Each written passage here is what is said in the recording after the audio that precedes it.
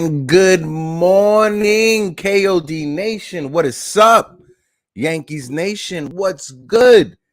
This is another episode of the Yankees Morning Brew. And let me know in the comment section what you guys is sipping on. Some nice Bustelo to start out the morning. Always hits the tummy right. But what's up, Yankee fans? We are back for another episode of the Yankees Morning Brew. This is episode 4. This Thursday, May 12th, 11:01 a.m. And your guy, Project Nerd HQ, is in the building. Want to take a quick shout out real quick.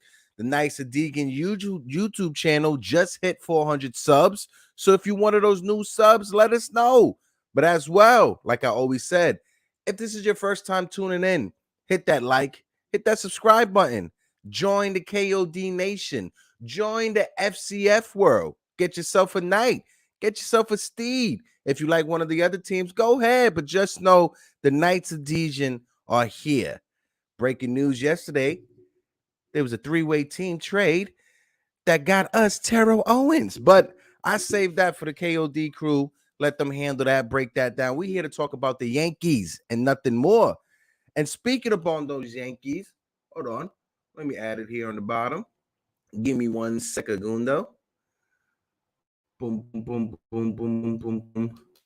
My man, Glaber.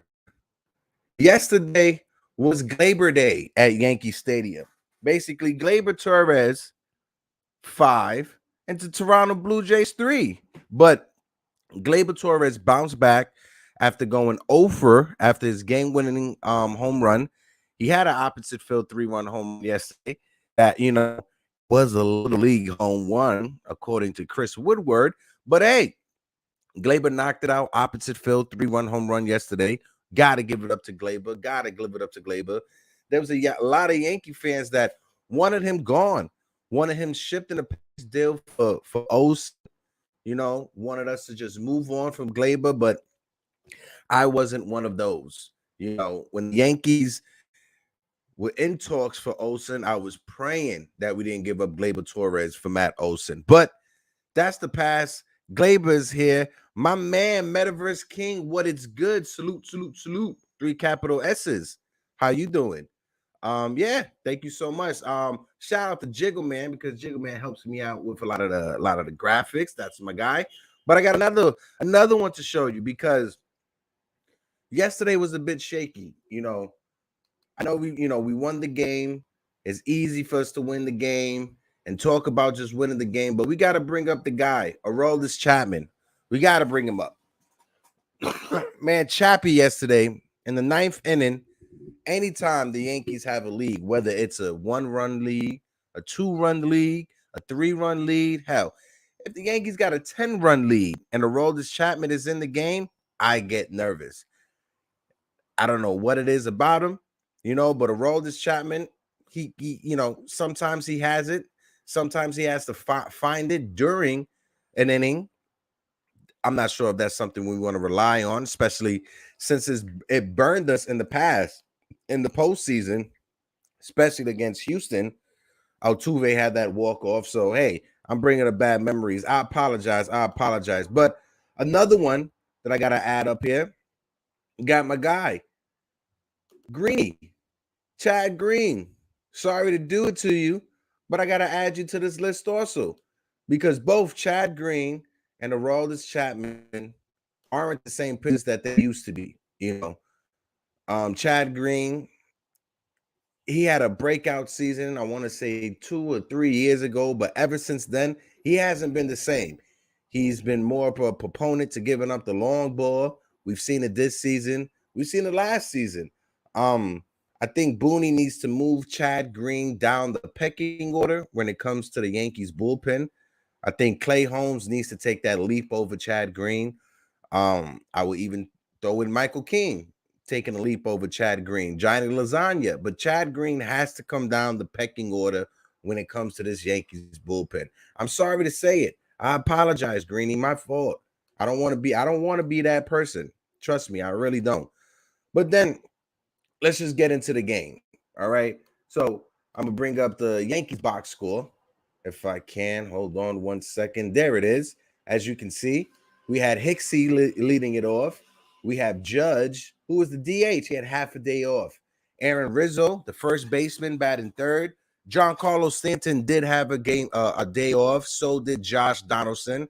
So we had DJ LeMahieu playing third base, cleaning up. Gleyber Torres, my man, Gleyber Torres, Gleyber Day, batting fifth, playing second. Joey Gallo. We had IKF, the shortstop, batting seventh. Marwin Gonzalez, my guy Marwin, batting eighth and playing right field. Then you had Kyle Higashioka. Now, when we look at this Yankees lineup, right, and we look up what they did, you got Judge going 1 for 4. Anthony Rizzo, you know, he went 1 for 3. So he started to shake out his 2 for 30 stretch that he was on, 3 for 35 stretch that he was on. He started to shake it out. He had a hit today. He had a hit yesterday. Well, yesterday's game and the game before. My apologies. But we had Gleyber Torres, my man. Gleyber Torres was in a little stretch, a little funk after he had that game-winning home run. Gleyber Torres went for 0 for 9 in his next 9 at-bats. But then yesterday, he came up big, 2 for 4. That's right. My man, Matt Porto. Yesterday was Gleyber Day. And if I'm not mistaken, I believe that's the Porto that was at Yankee Stadium, if I'm not mistaken, eating all those chicken tendies. Next time you go to Yankee Stadium, Matt, try to sneak me 1 or 2 chicken tendies out of there, please. Please, chicken tendies is life. But yeah, after that, Joey Gallo was 1 for 4, a solid single to left field. Joey Gallo, he's getting those dunks, those blooper hits, those singles that are finding, you know, the Bermuda Triangle, no man's land. So hopefully Joey Gallo can go on a stretch for about a week or 2 where he carries us. Hopefully, I can't wish for much, but if I could get that one thing, hopefully Joey Gallo goes on a stretch with Gallo and Josh Donaldson carrying this lineup for a long time. Because as this lineup is constructed, Judge, Rizzo, LeMahieu, those 3 hitters, those have to be our consistent hitters. You could throw Stanton in there as well, but Judge, Rizzo, LeMahieu, those 3 with Stanton has to be our consistent hitters that, you know, all season are consistent with their at-bats. That way, when they go cold, the rest of the lineup can go hot and pick them up. You don't want a lineup where everyone is clicking on all cylinders and hot at the same time, because what happens? Everybody goes cold at the same time. So hopefully Gallo and Josh Donaldson can get on a stretch where they carry our team for a week or 2, or hey, maybe even a weekend. I'll take that. But I digress. Next batter, we had IKF. Oh, Jigga Man Porter loved the chicken tendy joke. We had IKF, the 7th hitter, the shortstop. IKF is in another slump. He's 0 for his last 18. IKF is. His batting average has dropped from over 300 to 263, if I'm not mistaken, 264 around that area. But IKF has to figure it out. Get your slap hits, get your hips the other way, try to get on base as much as you can, and utilize your speed, because IKF is fast. Then we have Marwin Gonzalez, the everyday utility man. Marwin Gonzalez basically represents the average New Yorker, the person that gets up every morning, grabs their cup of coffee, jumps on that iron horse, whether it's the A, C, D, 4, 5, 6 train, whichever train you get, just to get to your job, because Marwin plays everywhere. He's played shortstop for us. He plays left field for us. He played right field so far from us. He was at first base for a game. So we see Marwin Gonzalez being utilized and put in every position. And, you know, he's giving you what he could give you. Last week, you know, against the Blue Jays, he had that game where he had 2 doubles. So this game, he was 1 for 3. So I like what I'm seeing from Marwin Gonzalez and those spot starts that he gets, whether it's in right field, shortstop, left field, spelling the third baseman, first baseman, however it is. Marwin Gonzalez, he's a switch hitter, and he plays every position minus catcher and starting pitcher. We leave the backup emergency catcher role to IKF. But now down to Kyle Higashioka. And something that I seen trending on Yankees Twitter that I had to look up, because I just couldn't believe it myself. When the Yankees made this trade this offseason, when we shifted Gary Sanchez over to Minnesota, you know, to get back IKF, Josh Donaldson, to take back some money, that way Minnesota could sign Carlos Correa. But we made that move, you know, with the understanding that the move was made to shore up our catching position behind the plate. You know, that's what we needed to do defensively. And so far this season, you've seen it worked out when it comes to framing, when it comes to balls in the dirt. But it's very odd that Kyle Higashioka, in my opinion, he is leading the league, not just the American League. He is leading all of baseball when it comes to catchers and pass balls. I know it's early in the season. It's just May 12th. But at the same time, the Yankees are 22-8 within their first 30 games. But Kyle Higashioka has to pick up that aspect of his game defensively. Stop letting the pass ball get by him. You shore that up, you know, and you make it that you force the Yankees' hand, because we got Ben Rovert coming back. I apologize if I pronounce his name wrong, but that catcher we got back from Minnesota, he's in the minor leagues right now, you know, gearing back into shape, trying to get back on this roster. So Kyle Higashioka and Trevino, they have to put it into the Yankees front office hands and force them to make a decision. But with how things are shaping up as they are right now, if Ben Rovert is the big deal, or is, you know, what he's supposed to be behind the plate, I think Kyle Higashioka is going to be the odd man left out, because I really like what I'm seeing from Trevino, especially when Trevino is catching Coles or is catching any other players. Hold on, yeah. So seeing what we're seeing from Kyle Higashioka, he has to step it up. You know, force the Yankees' hand to make the front office have to make a decision whether they're going to cut Kyle or carry three catchers. You never know. But hey, over to the pitching side of the game, we had Jameson Taillon. You know, I know a lot of Yankees fans aren't, you know, too big on Taillon, but this season he has proven that, you know, year 2 in New York is way better than year 1. I know a lot of people like to point out in the middle of the season when he made that switch to starting to use the cutter a lot more, his numbers have been better. Cool, that's awesome. But I'm going on just what I saw this year. And so far this year, his cutter has made that improvement. You know, so, you know, kudos to Matt Blake, you know, the Yankees pitching coach, but as well, you know, when you're watching the Yankee game and, you know, the camera crew pans over to the Yankees dugout, you always see Taillon, Coles, and Jordan Montgomery hanging out together, the three amigos. I call them the three amigos. You always see them huddled on top of the dugout, not just sitting down, you know, in the back, on top of the dugout, paying attention to the pitcher, talking about pitching. You can see their hands when they're moving. They're talking about grip. They're talking about how to pitch a hitter, whether it's inside, outside. So I like that tandem of the three of them. You know, Garrett Cole, when he was in Houston, you know, Justin Verlander took him under his wing when Verlander got traded there. So I like what I'm seeing from Cole, not just on the mound, but in the dugout when it comes to the two other Yankee pitchers in Taillon, who Garrett Cole did know when he was in Pittsburgh, but taking Montgomery under his wing and teaching Montgomery. And you're seeing it right now. Jameson Taillon yesterday, he pitched 5 in the third innings. He did give up 6 hits, 2 earned runs. He walked the batter, and he struck out 4. You know, one thing about Taillon, he was ahead of the batters, you know, almost in every at-bat. You know, first pitch strike. There was probably like four batters that he faced in the beginning of the game that he was behind. But besides that, he was ahead majority of the game. Then we had our guy Michael King. Michael King came back. You know, he did give up 2 hits. You know, he wasn't as dominant. He wasn't that dominant Michael King that we're used to seeing.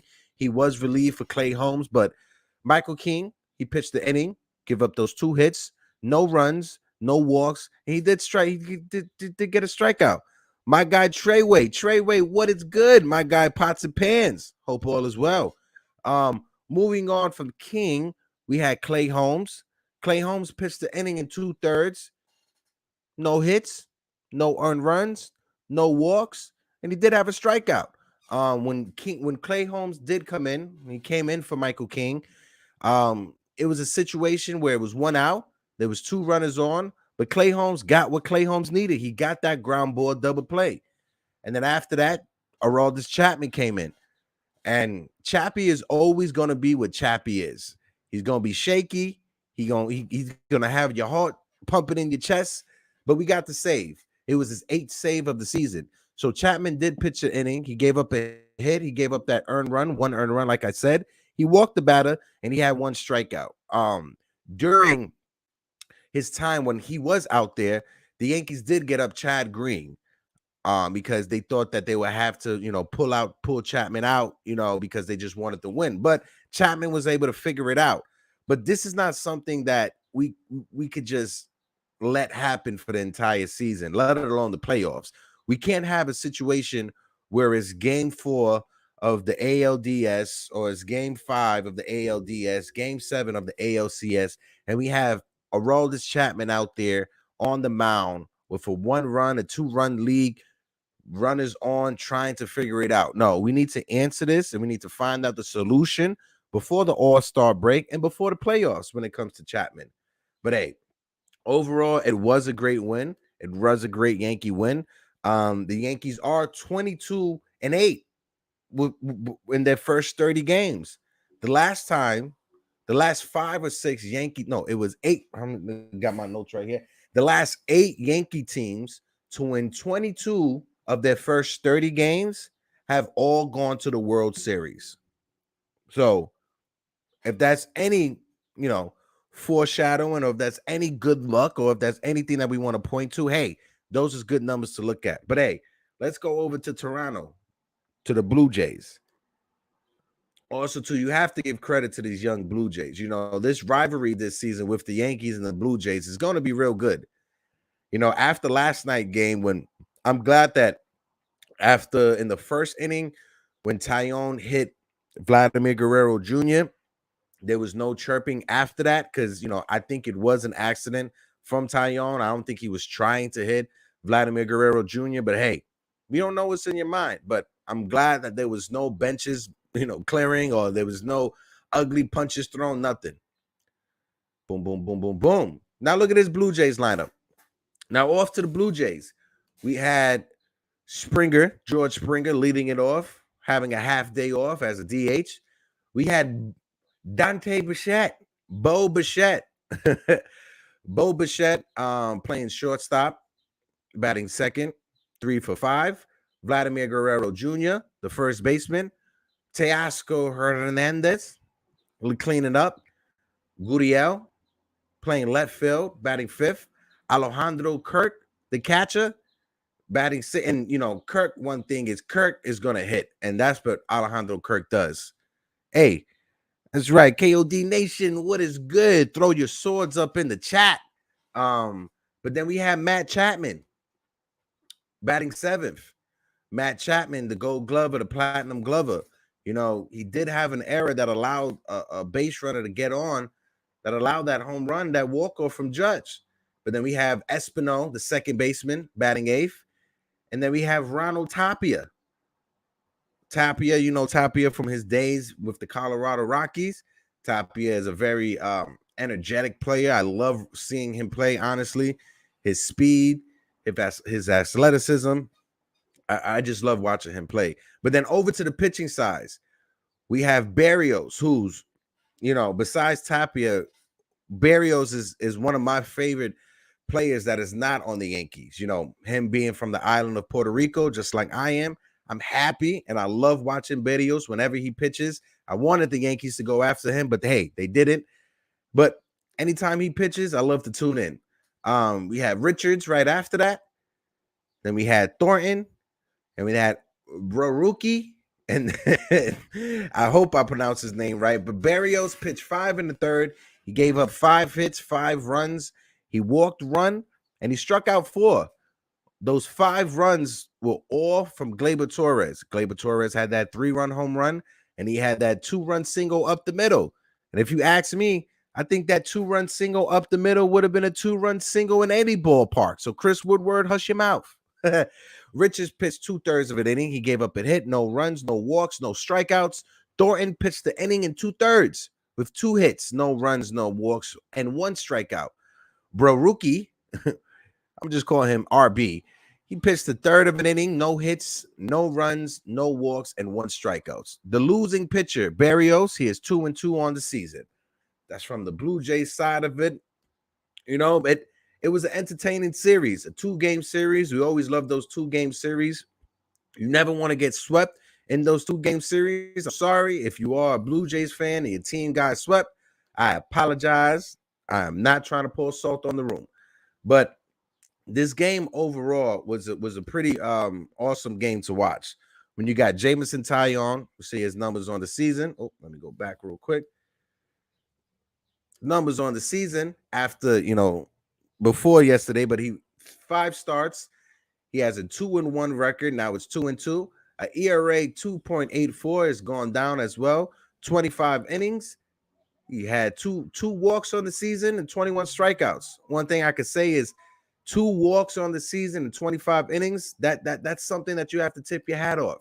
Last year, Jameson Taillon was very shaky when it came to walks and getting ahead of the batters. But this season, he did that. He had the bases loaded, nobody out in the first inning, was able to get a ground ball right here to get 1 out. It fumbled in Gleyber's hand, but then right after that, he had a strikeout, almost caught the Teoscar Hernandez running, but he was able to induce the pop-up from Kirk right here to get out of that first inning jam. That's what we want to see. If you get a bases loaded in the first inning, if you're able to give up 1 run and then just close it out and just lock in for the rest of the game, that has to be something. Tip your hat off. Tip your hat off to these guys. But hey, let's take our trip around the league so we can check out the standings real quick. And yes, I am going to say it, and I am going to be salty when I say it. But the New York Yankees have the best record in baseball. I'm sorry. I don't mean to be salty. I don't mean to be that guy, but I understand it's just 30 games. But hey, I guarantee you, if it was on the opposite side, if your team was 22-8 within the first 30 games, you probably feel, as I'm feeling right now. Hey, the Yankees are 22-8. We put more space between ourselves and Toronto, even though Tampa Bay did win. Tampa Bay is 19-13. So as long as we can keep our, that path, that space between Toronto and Tampa will be good. The Angels, they lost yesterday. So, we got the best record in all of baseball. Sorry to you Met fans. You Met fans lost last night. The Mets are 21-11. Milwaukee won. So Milwaukee is 20-12. The Dodgers are 20-9. The Padres 20-12. So the Yankees have the best record in baseball. And this is something that we can say 30 games, whether you want to admit it or not. This team is better than last year's team. When you look at last year's team compared to this team, we were so focused on the home run ball and the home run ball. I know we had a walk-off home run with Judge. Gleyber Torres did have a 3-run home run, but he also had a 2-run single. It was great base running by DJ LeMahieu, knowing that the ball was going to drop as it dropped. But a 2-run single from Gleyber Torres, showing that we're not just a one-dimensional team. I think having DJ LeMahieu in the 4 or 5 spot, I know Stanton was off, so DJ will probably be in the 5th spot. If he is in the middle of the lineup, it's good because you go from home run from Stanton to DJ LeMahieu, who just spreads the ball around the field. If we could just have that perfect balance, we'll be good. We need Aaron Hicks to get some hits, though, as well. We need Hicksy to get his hits. That's one thing we have to do.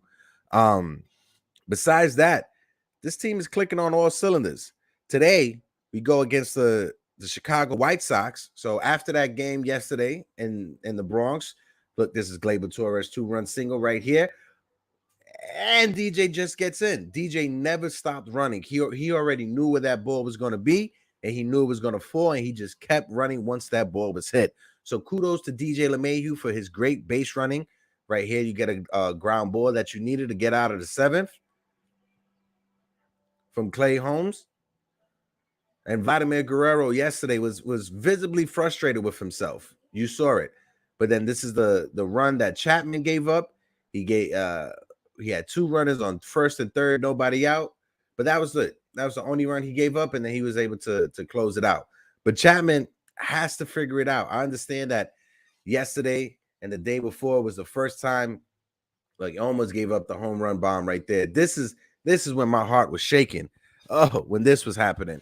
But when you have Chapman out there, who is shaky as he is, admittedly, Chapman is shaky, but we need Chapman to figure it out before the postseason starts. You see a lot of his pitches. I'm not sure if it's just loss of velocity.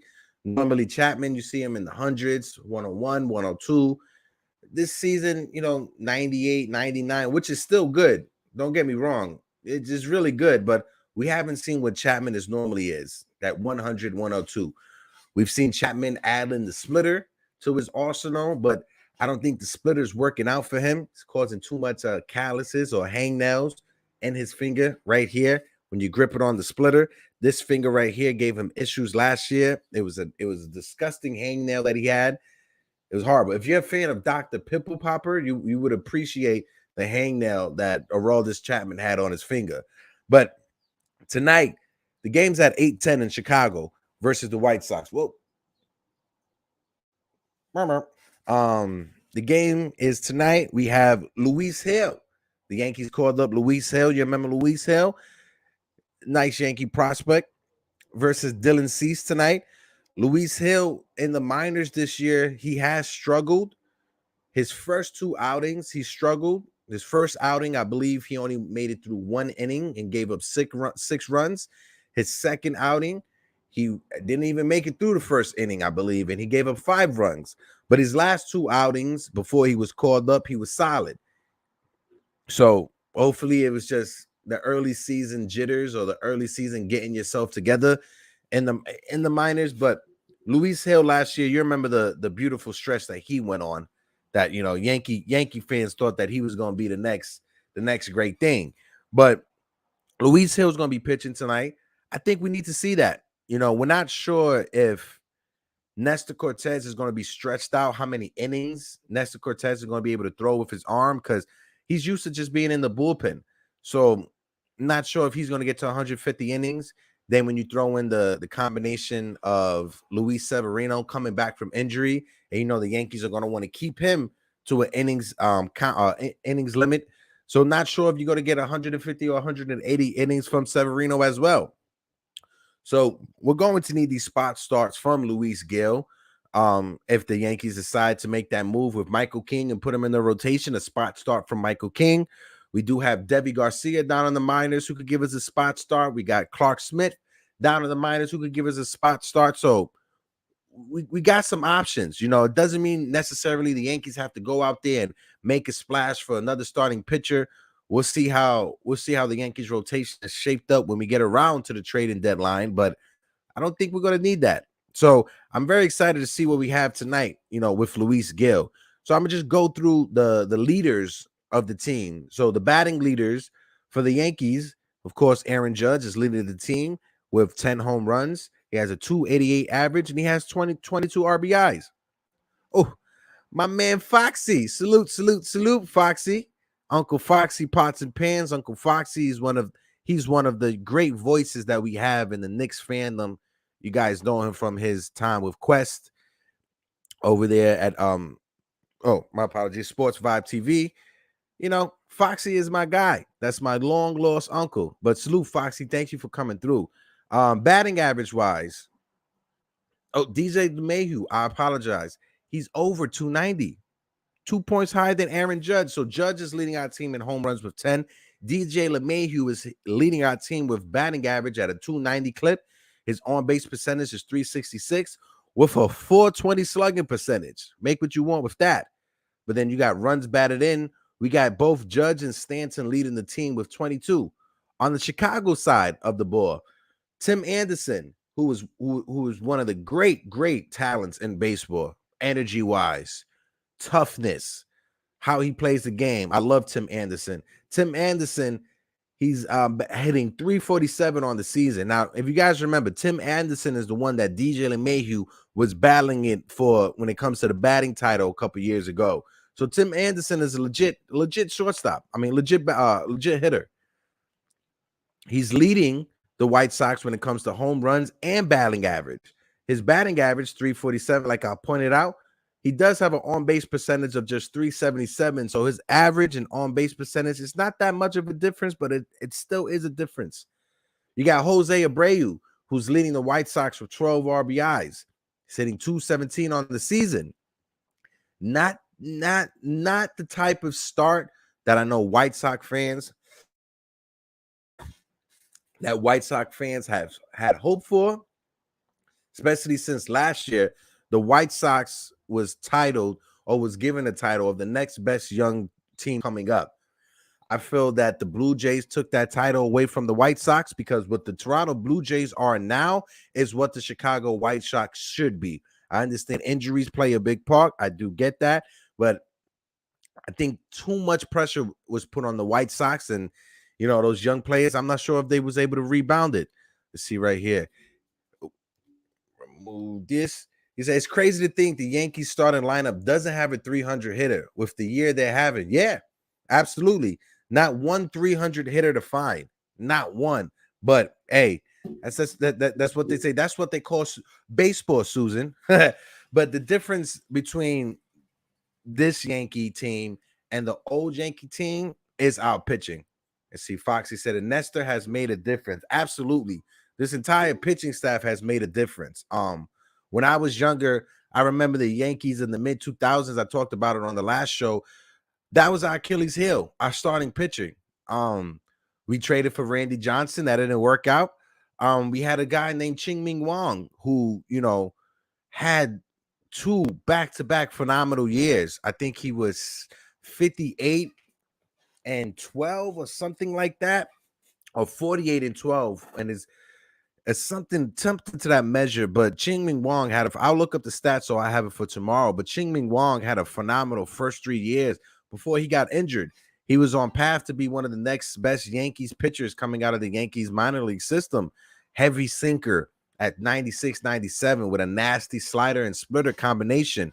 It's tough to see that a player with that much talent. It's hard to see an injury just like running the base path take away his entire career. He was never the same after that. You've seen him in different spots when he was with Kansas City, or if he was in Cincinnati, or even with the Angels. But Ching-Ming Wong was never the same pitcher after our Yankee team.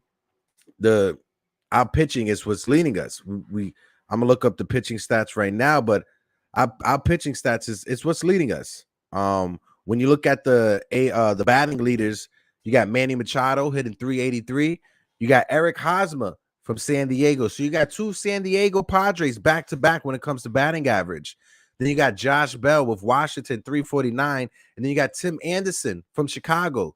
You got Xander Bogaerts from Boston. So just like Foxy said, there's not one Yankee, let alone hitting 300 or in the top 5 when it comes to batting average. But this team is still the best, has the best record in baseball, and that goes all to the pitching. All to the pitching.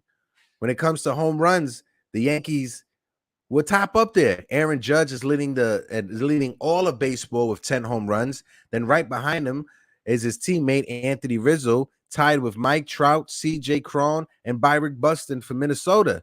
And let me give a quick shout out to Byron Buxton from Minnesota. Byron Buxton. Oh, yeah, of course. I was waiting for you, Metaverse King. Let's go, Xander. Yeah, Xander Bogaerts. He's having a phenomenal season. Phenomenal season. If Boston could just get their starting rotation figured out and their bullpen figured out, because you guys always had the offense, always had the offense. It's a little bit down this year, but hey, hopefully JD Martinez can bounce back and have a phenomenal rest of the year. But shout out to Byron Buxton. Byron Buxton, it's like we've been hearing this name for so long with Minnesota. Byron Buxton has always been a top prospect in all of baseball when it comes to the Centerville position, but he was never able to put it together. But these last 3 years, he has put it together, especially this year. Byron Buxton is a superstar. When you got RBIs, let's go to the RBI leaders. You got Jose Ramirez from the Cleveland Guardians leading all of baseball with 30 RBIs. Then you got the Panda, Pete Alonso from the New York Mets, right behind him with 28 RBIs. You got Tellez from Milwaukee, who's third with 27. You got Arenado, the former Colorado Rocky, fourth with 25 RBIs. And then right under him, you got a current Colorado Rocky with CJ Cron with 24 RBIs. So it's they say that the offense around the league is down, but when you look at some individual players that, you know, their offense is still up. Let's see. Imagine our record if Cole could still use substance to change. Hey, I ain't gonna say nothing, you know, but you see Garrett Cole still going to the back of his head. I honestly think that Garrett Cole is using that Mocha de Gorilla hair gel, just putting it in the back of his head. So you always see him like this, going through his locks. So hey, if I had the hair like that, I would do the same thing.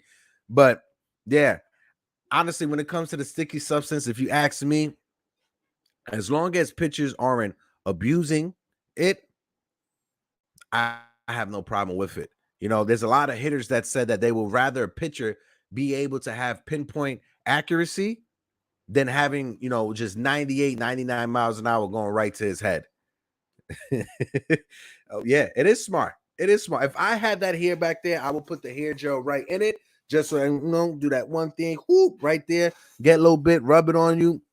But you always see Cole rubbing his pants. You always see that.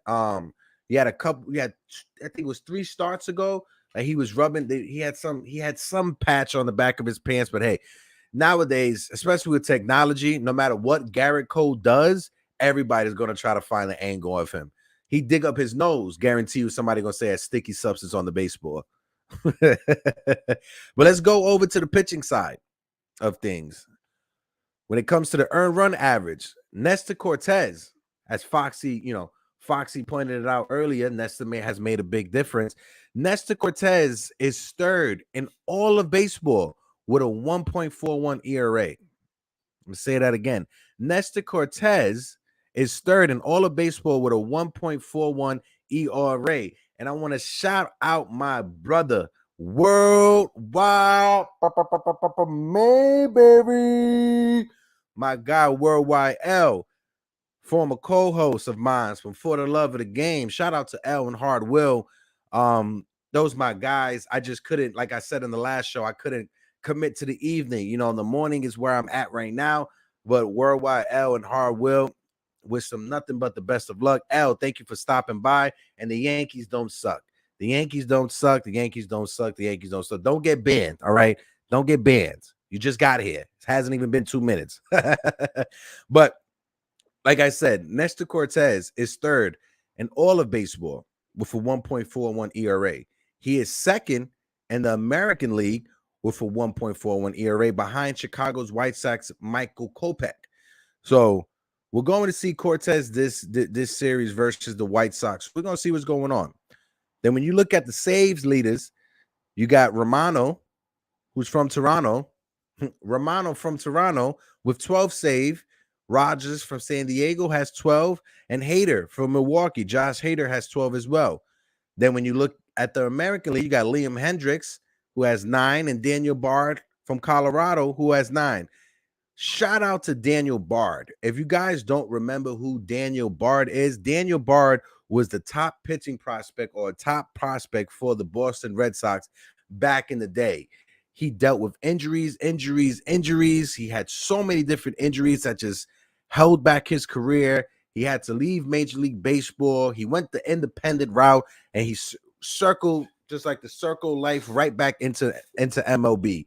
If you're able to throw it hard, if you're able to be healthy, somebody will find you. And Daniel Bard is just proof of that. So shout out to Daniel Bard, fighting against all those injuries, everything he had to go through to get back to the major leagues, man. Let's see his ball movement now. That's why he's doing so good. Yeah, when it comes to Nestor Cortez, you know, when you hear former MLB pitchers talk about pitching, they always say you need to control the top and the bottom part of the strike zone, or the outside or the inside part of the strike zone.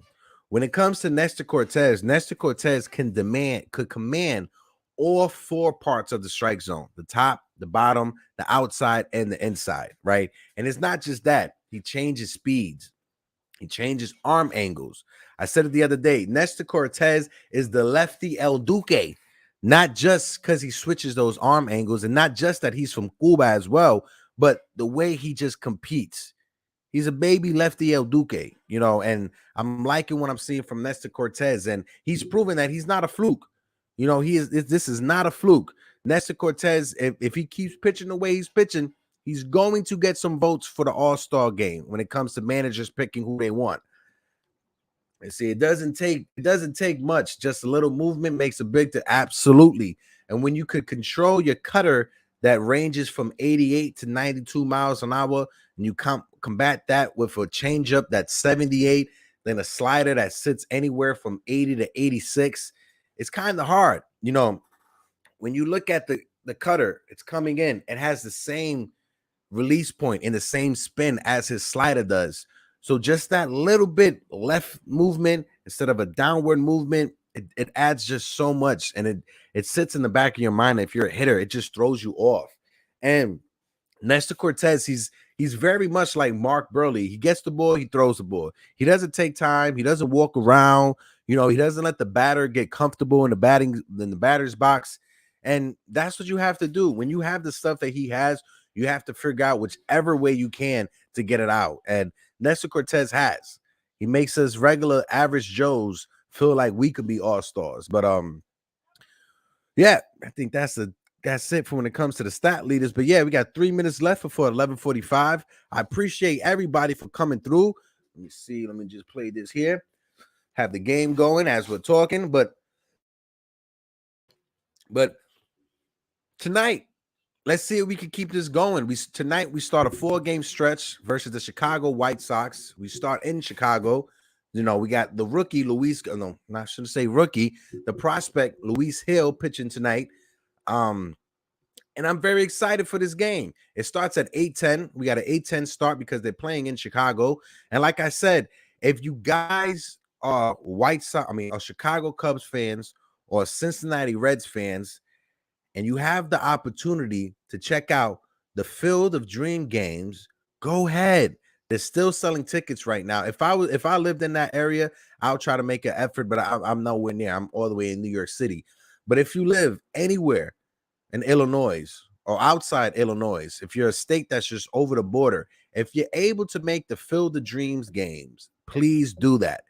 And like I'm gonna keep saying, thank you everybody for coming through. The Knights of Dejan channel just hit 400 subscribers. If you have a Twitch, go follow the Knights of Dejan channel on Twitch. Tune in. We got some great content coming. Terrell Owens just became a member of the Knights of Dejan, so you'll see him Saturday out there for us against the Bored Apes, I believe is the game that we have. So the top 2 teams with the Bored Apes and the Knights will be playing on Saturday, and I'm pretty excited for it, especially since we got T.O. Bleacher Report, they reported on it. So everything is moving up for the FCF. The Yankees are 22-8. We're first place in all of baseball. I'm happy right now. I had my brother Worldwide L check in. I had my uncle Stephen Fox check in. Nothing else can get better than that, man. But everybody who's in the chat who joined, Metaverse King, I appreciate you. When the Yankees and Red Sox face each other, Metaverse King, try to make some time in the morning from 11 to 12 so you can come on so we can talk about it, all right? Matt Porto, I appreciate you. Thank you for stopping by. And like I said, next time you in Yankee Stadium, save me some chicken tendies, my guy. Pretty, please. My guy Treyway, thanks for tuning in over on the Twitch channel. If you guys have Twitch, tune in touch on Twitch. Give us a subscribe. Give us a follow. Thank you so much. My man Foxy as well. Unc, I appreciate you. Thanks for stepping in. If you guys are Knicks fans, please go check out Sports 5 TV. If you guys are Knicks fans, go check him out. Chris, Foxy, George, all of them over there in the Knicks community doing good. And I can't forget my guy, Worldwide L. Guys, go follow For the Love of the Game. They give great, dope content, not just Knicks content, but everything else. And that concludes this episode of the Yankees Morning Brew. I appreciate everybody for tuning in. Thank you so much. And like always, peace and love. Deuces.